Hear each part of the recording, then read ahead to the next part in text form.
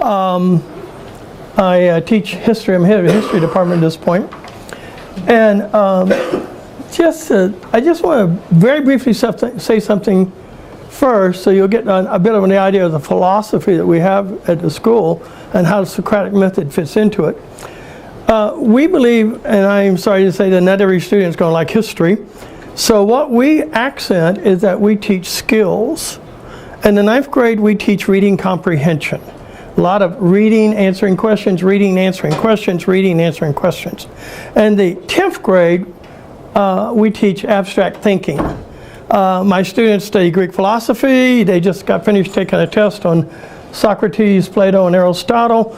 And they learn to think concepts, come along the line what we were just talking about. In the 11th grade, we teach writing. And even though my students have come to hate the City of God by Augustine, they will read the entire book and they will write as many as 10 papers on it. 3 pages each, but they learn how to write. The only way you learn to write is right? And then in the 12th grade, we put it all together, and it's very much Socratic and everything. In fact, I teach 3 senior classes. I only grade 1 of them. The other 2, everybody has an A if they're involved in the class. So with that understanding, Socratic method becomes fairly important to us. Now, if you go online and you look up Socratic method and you look at 8 spots, you'll find 7 different definitions. And some of them are pretty good, some of them are absolutely incorrect.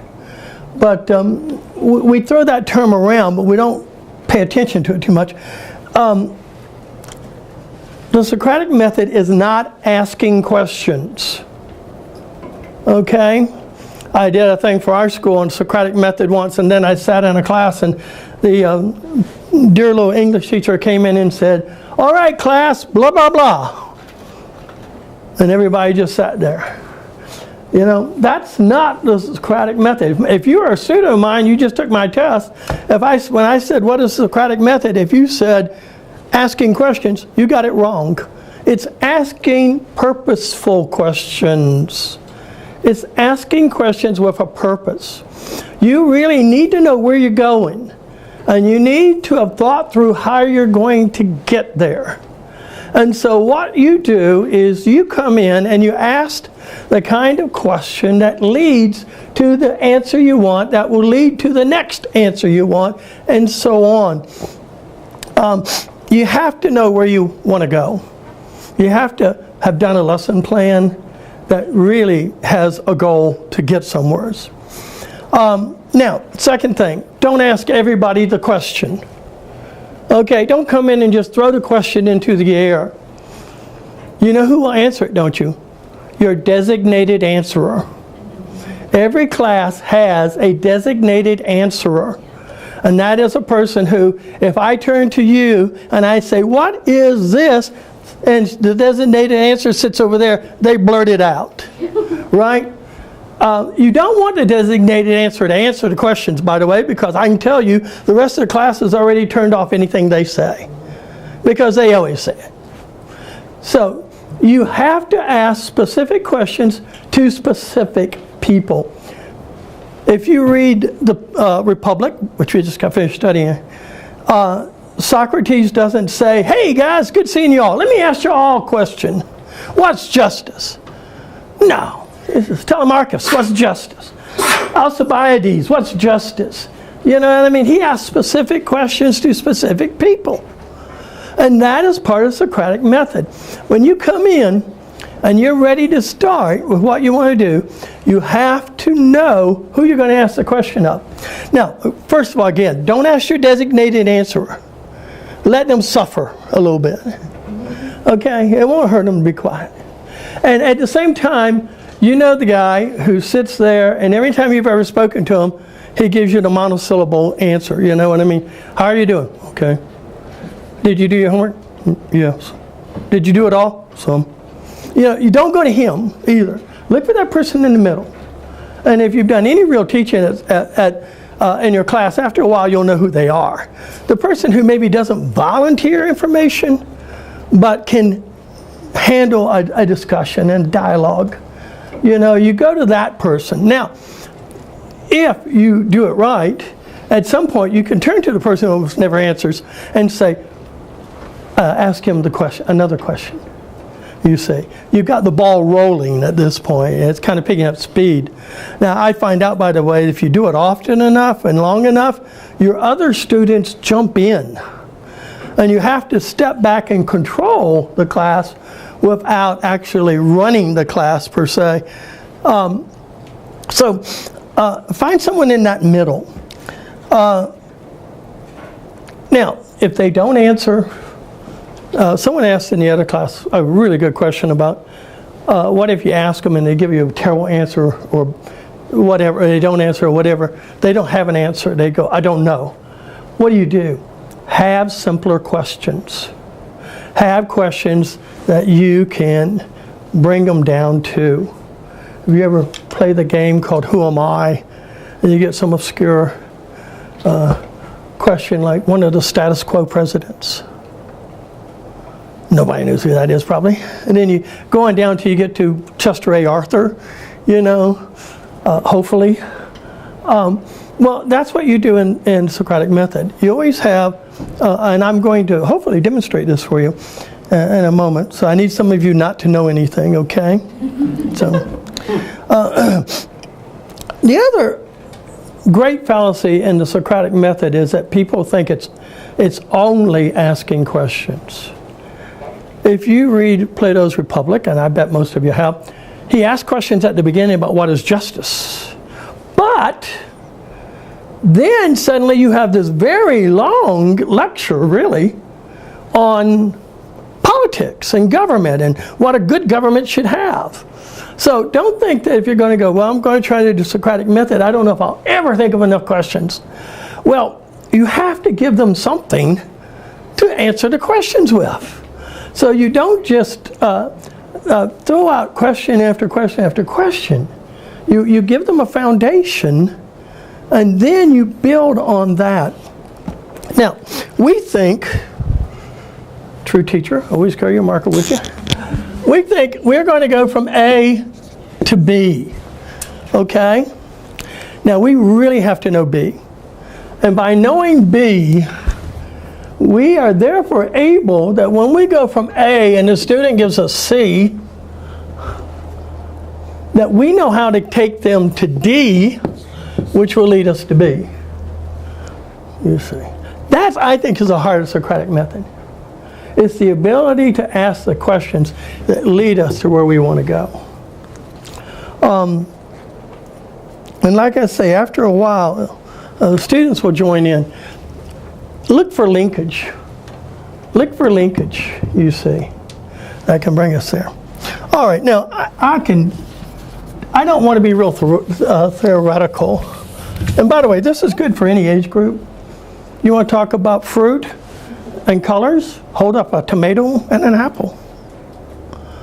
And ask one student to tell you what this is. It's the third grade maybe, you know, and then talk about what are the difference. You see, and if you really want to be cool, at one point you take the tomato and you smash it onto the ground, you know, or onto the table, and then you throw the apple and it bounces. You say, there's one difference. You see, just really catch their attention. But it can be used pretty much in all classes if you realize it's not all questions.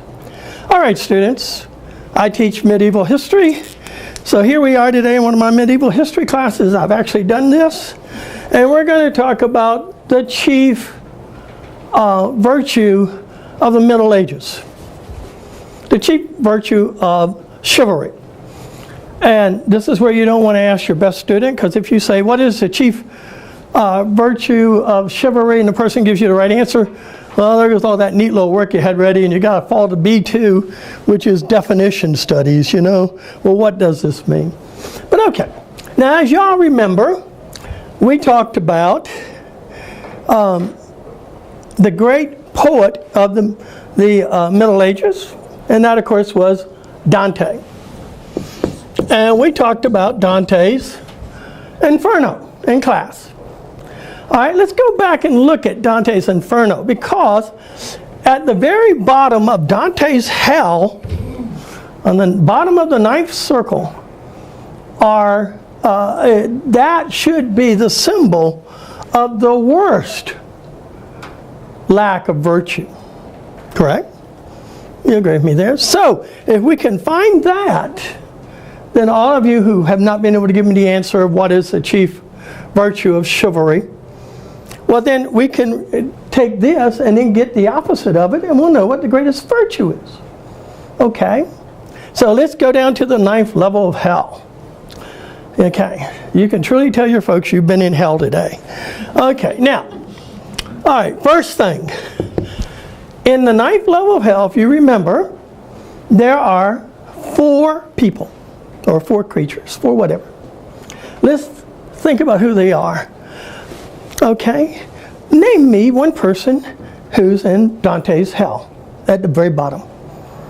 I haven't read that. I do not know. Okay, well look, let's think about this then. I bet, now you see this is where too often we make the mistake and we say, oh, you don't know? Well, Joe, who is?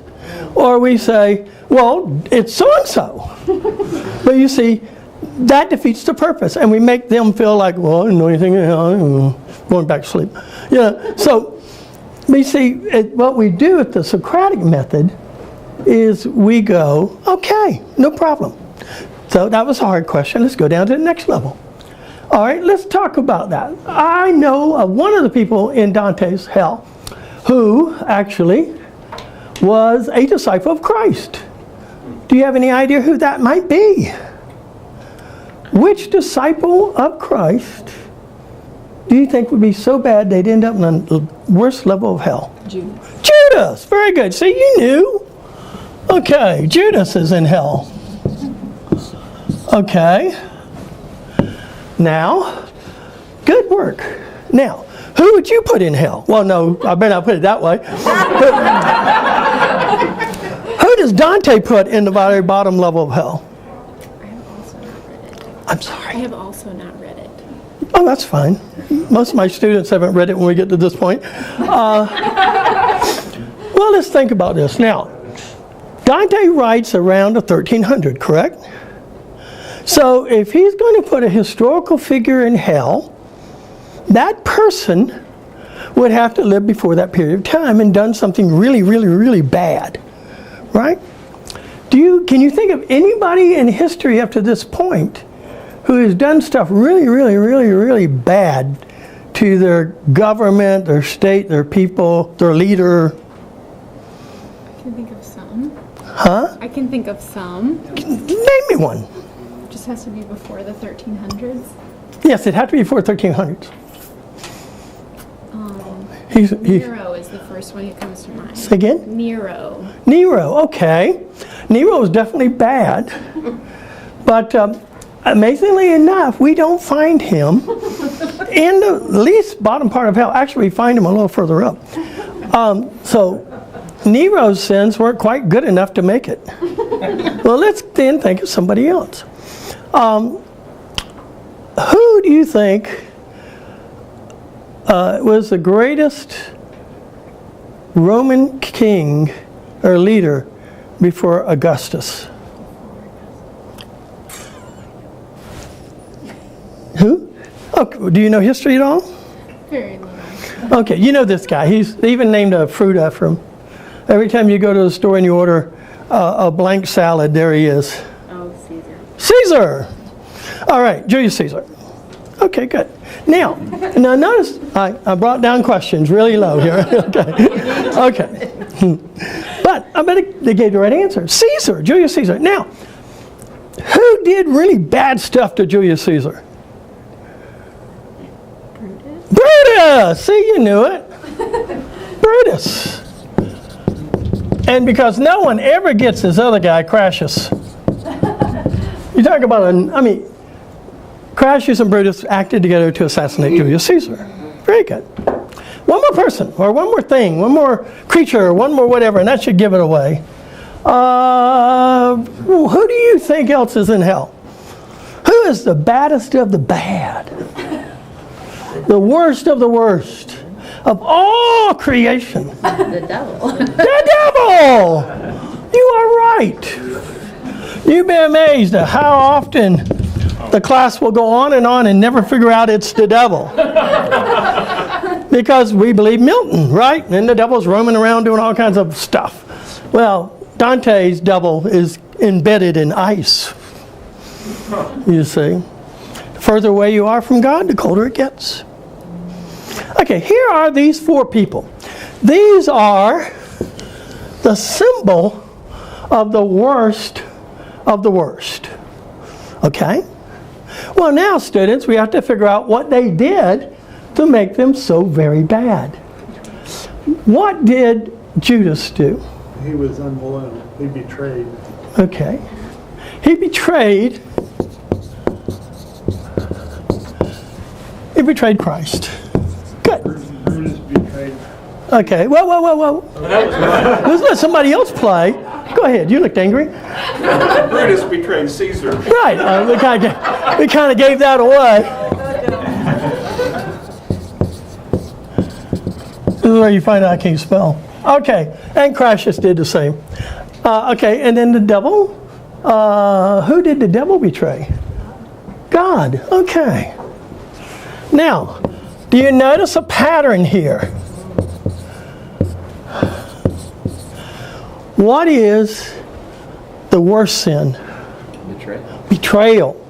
According to Dante, who writes during the period of chivalry, who wants to be known as a chivalrous writer, and thinks that virtue is greater above all else, he says the worst is betrayal. And you already have given me the answer of your answer. What, therefore, do you think is the greatest virtue? Loyalty. And that becomes the very number one. I teach history, not spelling. The number one. This becomes the number one virtue of chivalry. Loyalty. Okay. See how we got there? See what we did? You know, now I asked leading questions, of course. I knew exactly where I wanted to go. My B was loyalty. My A was getting this. So we get this. So we get this. Everybody see that? That's not complicated. You can say to yourself, I want my students to understand this principle. So, what we have studied will lead to them talking about that principle. Well, how about this and this, you see? Now, let's go even one step further.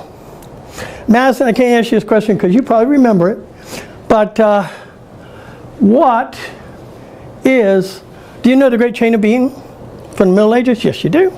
Let's start off with, if we draw up the Great Chain of Being, who do you think's on the very top? God, right, see? God. And underneath God, you have who?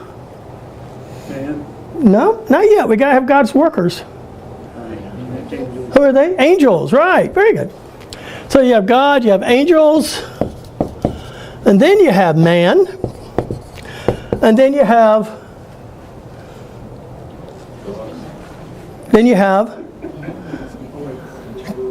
well, you designated answerers, please be quiet for a moment.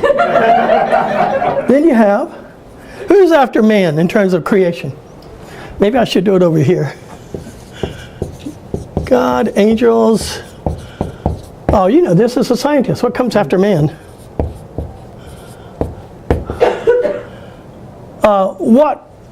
What is lesser than we are and runs around? I would go with a classification of mammals. Okay, can you be a little bit more broader? Because Well, I'm in the thinking I'm thinking Great Chain about- of Being, they would not have said mammals. Okay. What would they have said? Animals. Animals, right. And then after animals, what's the only other living thing? That's living, that's running on the earth. Not running around, living. Living, I mean, Unless you're in my yard, in which case you're running around like crazy. living demons. Huh? Demons. Are, No. We'll stick them up with the angels. Okay. How about something else? You like to smell them, you cut them, grass with them. Oh, the plants. Plants, right. The other living thing. And then, of all things, at the end of the plants, they put rocks. And I sometimes pick on my kids by pointing out after rocks they put daughters, because it's a very chauvinistic period of time. You would trade a daughter for an ox any minute, any moment of the day. But okay, now we have the great chain of being. But now let's expand on that a little bit, class. You're doing good. Let's talk about man. We have basically three kinds of level of authority that man serves with, or man is able to do by himself. What would be the top level of authority if you're a man? Well, leadership, Yes, and what kind of leadership? dominion, No, think about who. Give me a name, a person. Not even a name, but a definition of. president, king, Well, king, think of, what do you say? king, King, right. I'm sorry, I didn't hear you. King. All right, so we have the king. And then under the king, what would be next? In terms of leadership and authority. Is this Middle Ages? Yes, this is Middle Ages. So no women need apply. So like a priest. Huh? Priest. Okay, or let's make it broader and call it the church. Okay? The church. And then thirdly is, who ran the manors? The king certainly didn't run every little manor. The lords, right. So this is basically, now, in the Red Chain Being, before it goes to this, it goes, just so you remember, it goes king, nobles or lords, and then peasants, you see. But okay, here we are. Well, now what is interesting, class, is look at this and look at that. All right? Let's show you exactly how detailed Dante is about the Great Chain of Being, which is the form that everybody used in the Middle Ages so you knew who you were and what you're supposed to do. Okay? All right, Judas betrays Christ. Do you see a parallel there? Do you see a parallel in those things? Who would Christ represent? King. The king, or would he represent the church, or would he represent the Lord? If we're talking politically, the king was never said he was Christ. But the Pope said he was what? The vicar of? Who was the Pope supposed to be? As the head of the church, who was he supposed to? Right, and he was supposed to be representing one of the apostles of Christ. Right. So, and I kind of belabored that because we're running out of time here. But all right, Christ. So Judas betrays Christ. There goes the church. The authority of the church is attacked. Okay, how about Caesar? Everybody can figure out that. Who does Caesar represent? King. The king, right. Okay. And who does God represent? Class. God, right. All right, notice that what Dante is saying is the people who go to hell, and the worst part of hell are those who attack the very structure of society. It is the ones who attack the king, the church, and the lords, you see. And they attack them through disloyalty, betrayal. Yes, sir. So they were all progressives? And what do you mean? Well, I mean, the progressive mindset is to try to change things at such a rate as Oh, I to see. change the fundamentals of society Well, in such a way that nobody can make sense of anything. I think they were rebellious, and so most of the definition of rebellion is chaotic, is creating chaos. And so rather than call them progressive, I'm sure Elizabeth Warren wouldn't appreciate that, you would call them chaotic, you see, creators of chaos. Because if they can destroy all this, and of course every one of them, this is a neat thing about evil, is that they all had their own individual reasons. We can always justify our evil, you know. So, okay. Any questions? Well, we're going to get to lunch. This is really slick, but I'm thinking, how do I pull this off in biology? Okay. So we've had talks about creatine use after we did cell respiration. I'm going in to talk about stem cell research after cell growth and the cell cycle and cancer. We talk about those things. I'm just trying to see how can I preload the moment in the class with the right questions to get at the truth of that we're created in God's image, and it's not for us to decide who lives or dies. Okay. I must confess that my weakest area of all will be science. I don't know science well. Mine too. But spoken like a true scientist. So what is your conclusion? My conclusion. What do you want them to come up with? Life has value, and we can't. It's not for us to decide flippantly who lives or who dies, and that we have to find a biblical base of understanding that question. From the complications of stem cell research, the greatest stem cells to be used for curing all sorts of ills comes from killing a baby. The adult stem cells have limited use, and so they're the ones that's most ethically able to give. I mean, you can give them and not take of the individual's wholeness. Okay. So the question is, how do I craft this conversation to allow them to explore this information that I've already loaded in the class? Right. But how do they get to the point? I just heard they found that just lately, that the stem cells brought from the umbilical cord are just as valuable as they get from the baby that they had to harvest. So there's got to be a link there between the giver of life to the baby, and I mean, you could like call something like that. I don't know. I'm just thinking out loud. Okay, we know where we want to start. We know where we want to end. So what you might want to do, and this is just off the very top of my head, what you might want to do is say, like, which cell is best? You know? And lead them to say that people are saying it's the babies. Babies, either babies or children in the womb, whatever, babies in the womb, whatever, okay. We don't call them fetuses, we call them babies. Good man, okay. So you get them to that point, and then you bring up the question, however, are we killing babies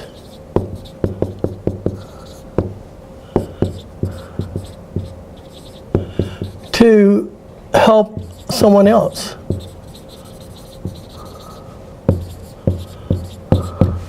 Okay, something along those lines.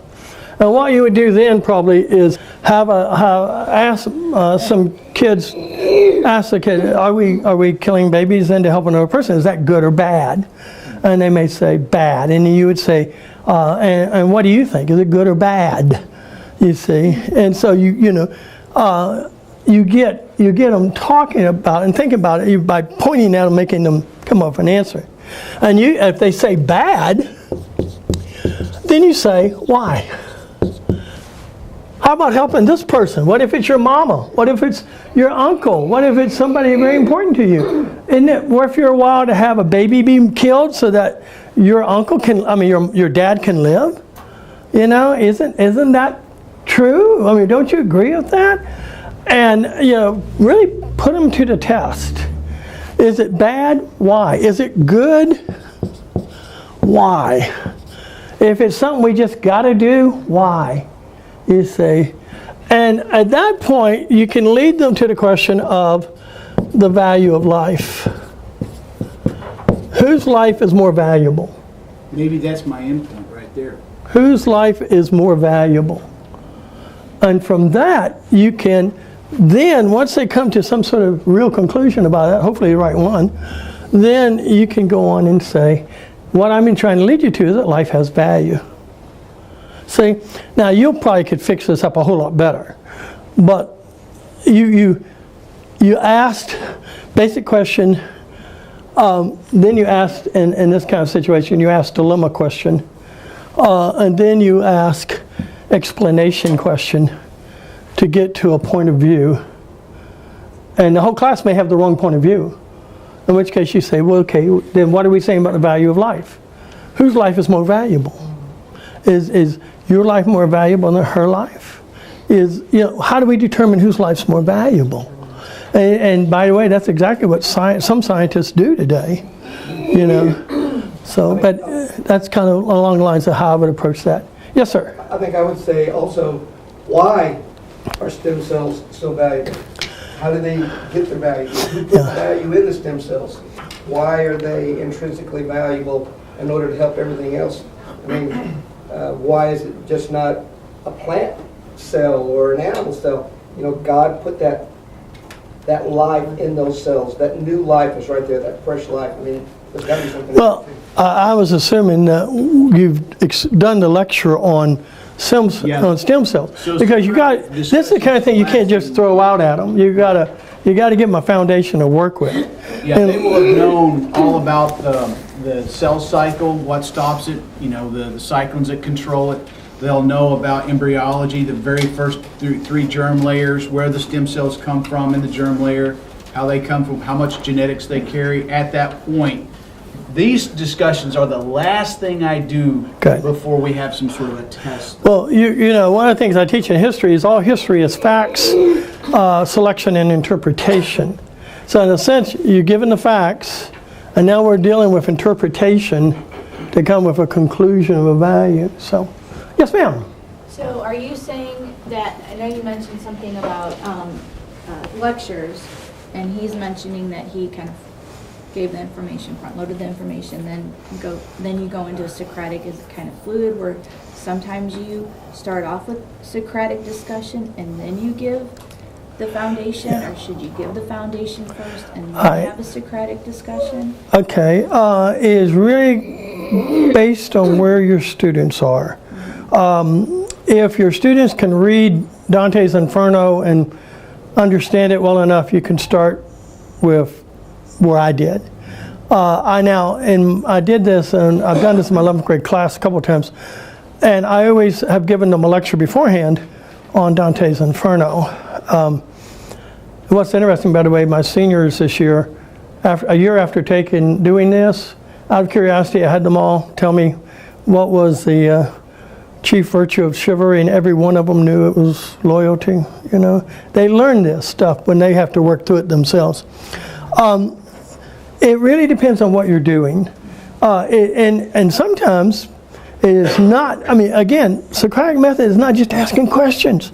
You know, sometimes I go in, I give a premise, then I start with the questioning, then I'll actually stop, give another premise, sum up where we are, how we've gotten to where we've gotten, and then go from there. You see. So it's just your goal. It's very flexible. And your goal is to determine. The Socratic method is really nothing more than a tool in your toolbox. And it should be no more than that. Now, I will admit, there's sometimes with my senior apologetic class where I come into class and I pretend to be a non-Christian, and I shoot down other arguments for the existence of God, gleefully, I must ask. And I finish that, and at the end of the class, they say, well, and I say, well, go home and think about it. You know, go home and think about it. And if you come back and you tell me there's no God Wednesday, then we won't have class. If there's no God, there's no need to study religion. You see, then they come back and they start either saying the same arguments in a better way, or they've come up with better ways of new arguments, you see. But before I even do that, I spend 2 weeks on how to do logic. Because most students in the classical school, I hate to say, we don't teach logic in the lower grades, we teach fallacies. And when we get to logic, suddenly they don't know about premise, about thesis, antithesis, or premise, first premise, second premise, and conclusion, you see. And so I spent the first 2 weeks doing that. Even then, before I throw out these questions, I spend a couple of weeks setting up preparation. So, yes, sir. When I came in, you were talking about the city of God and teaching the city of God. How can you give an example of how you might use this tool in your unit on the city of God? Okay. And that, what I want them to be able to do is to give me Augustine's argument for why God did not cause the destruction of Rome. And so in this case, I come in, and by the way, part of the Socratic method sometimes is playing devil's advocate. I'll come in and I'll say, hey, hey, you know, we had a great religion going, a good pagan religion. We were doing really well. We accepted this Christianity stuff, and boom, we've been destroyed. I say, therefore, God is not a particularly good thing to have. I want to go back to the old gods. And I'd turn to him and say, what say you? Now, that's very open-ended, you see. But I know where I'm going to go with. Whatever he gives me the answer, we're going to start moving it towards Augustine's answer, which is what? God didn't destroy you guys. He kept you afloat for 500 years. You know what I mean? Even when you were so incredibly wicked, you see.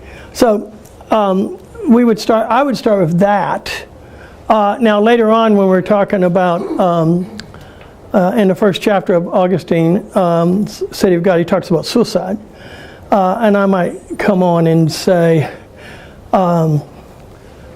class, you read all that about suicide. What do you think about Lucretia? Was she a good person or a bad person?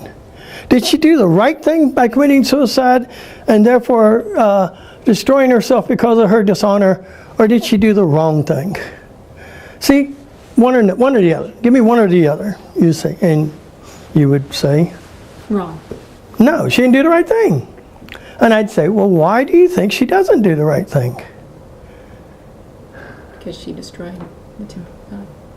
A second. She destroyed, was she? Okay, good. She destroyed herself. What's the old saying? Suicide is man's way of saying, you can't fire me, I quit. You know, she killed herself. And you say that's wrong. Is it ever right to kill yourself? No. All right, what do you think? Is it ever right to kill yourself? I'll say it depends. Huh? I'll say it depends. It depends. That's a good question. Wait, she's kind of giving some wiggle room here. And it depends on what? Let's say your reason. I'm being very vague. What's your reason for killing yourself? Okay, well, you tell me. So when the Romans were getting ready to storm Masada, was it right for them to kill themselves so that they would not go through tortures? That's a good question. Do you know Augustine doesn't mention that? Yeah, that's a good question. What if you're terminally ill? You know, and you're going to die a very painful death. It's going to just strip your family of all money whatsoever. Well, yeah, is it ever right to kill yourself? Well, the pagans said yes. Augustine says what?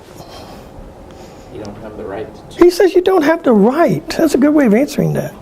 Why do you not have the right? Because God's. Because you belong to God. Everything you are belongs to God, even your life. So, Lucretia disobeyed God, did she not? You see, and that's kind of how I pursue that. Again, off the top of my head. Real quick follow-up question. Sure. In your Socratic method, do you often exclude the middle and try to give them a either or is it okay to... In the previous lecture, the gentleman said almost all Socratic questions are either or, and he's absolutely right. Okay, so stick That's the best way to go, not to let them. unless you are playing devil's advocate, in which case you got plenty of room to go with. You know what I mean? You can have a lot of fun with that, by the way. All right. Yes, sir. May I just comment on your question of whether to ask questions before or after? I think like his answer is correct, that you can use it either way. I oftentimes will use it as a way to let the kids know you actually know more of this than you think you do, and you can ask questions at the beginning of a unit. Like my example would be, we're gonna have a test over all 27 amendments. We gotta know all. I'm like, you know more than you think you do, and I'll start asking questions. They might not know number 11 specifically, but they'll know, hey, I think your dad was on a jury, right? All right, and and so you can lead them into things like that on the the front end, and to encourage them. Hey, you know more of this than you think you do. Excellent. Yes, that's really good. And by the way, always let the kids know when you finally ask down, even to what he's named after a salad. Even if you get down to that level of question, when they give you the answer, always say something along the line. Always encourage them. Always say something like, "See, I knew you knew it. You just had to drag it out of your memory." You know what I mean? Or, "See, if you'd gotten 8 hours of sleep last night, you'd have given it to me like that." You see, or whatever. Just you gotta. I had a professor in college who taught philosophy. I minored in philosophy, and you asked a question, he'd write the question on the board. And then he would critique the question grammatically, philosophically, and I think sometimes psychologically. And it got to a point where halfway through the year he said, why is no one asking questions anymore? Well, we were all scared to death, you were saying. So make sure it's a friendly enough environment that they can give out an answer. And by the way, I've seen this happen. You do this often enough, by third quarter, you're saying something and somebody over here says, even if it's the designated answerer, says, well, you know, blah, blah, blah, blah, blah. And they start arguing back and forth about it, you see, or debating it. At that point, you have to control it. Make sure it doesn't get ugly. Make sure that both sides get heard. But you have to kind of keep it under control. And at some point, you have to say, well, let's bring it back to this, you see, and do so. Yes, sir. Accidentally teaching breaks out every once in a while. Huh? You saying that, I noticed you didn't mention that you use Harkness. And we were both at the previous one. So can you address that? I've never seen Harkness in my life. Okay. I'm not familiar with it at all. I'm sorry. We don't. Okay. I don't think we use it in our school. Do we? Students, and I've only seen it like once because I teach 6th grade, but yeah. Well, I'm glad to know I am. The idea of students more taking, and you guys can speak to that more. But I was just, so you haven't used it. So the Socratic is kind of the ultimate goal as far as. It's just a method I've always used. Yeah. I find my lectures sometimes boring.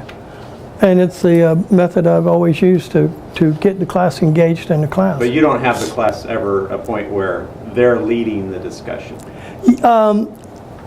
Yes, every once in a while, after they've gotten familiar enough to this, they may actually start debating among themselves about it.